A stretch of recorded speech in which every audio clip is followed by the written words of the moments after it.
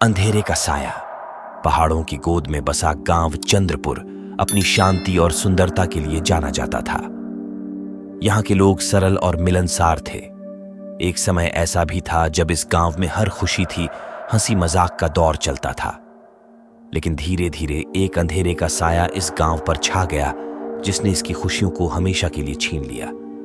गांव के बीचों बीच एक विशाल हवेली थी, जिसे राजा हवेली के नाम से जाना जाता था। यह हवेली सालों से खाली थी और धीरे धीरे जर्जर हो रही थी। गांव के लोग इस हवेली से डरते थे।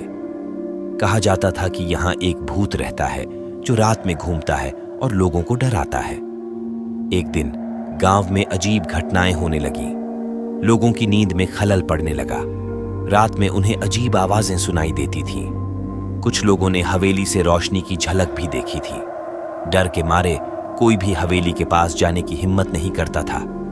गांव में कुछ युवक थे जो बहादुर और जिज्ञासु थे। उन्होंने इन घटनाओं की तहकीकात करने का फैसला किया। एक रात जब पूरा गांव सो रहा था, वे हवेली की ओर चल पड़े। हवेली का बड़ा लकड़ी का दरवाजा धीरे से खड़खड़ाते हुए खुला। युवकों ने अंदर कदम रखा। हवा ठंडी और घनी थी। धूल और मकड़ी के जालों से भरा हुआ यह स्थान एक भूतकालीन दुनिया जैसा लग रहा था। अचानक एक अजीब सी आवाज गूंजी। युवक घबरा गए।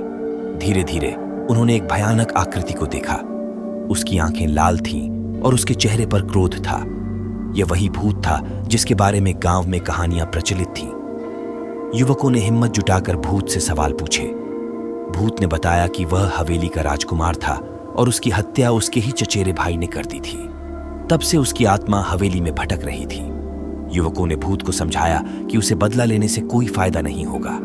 उन्होंने उसे शांति से मुक्ति पाने का रास्ता दिखाया।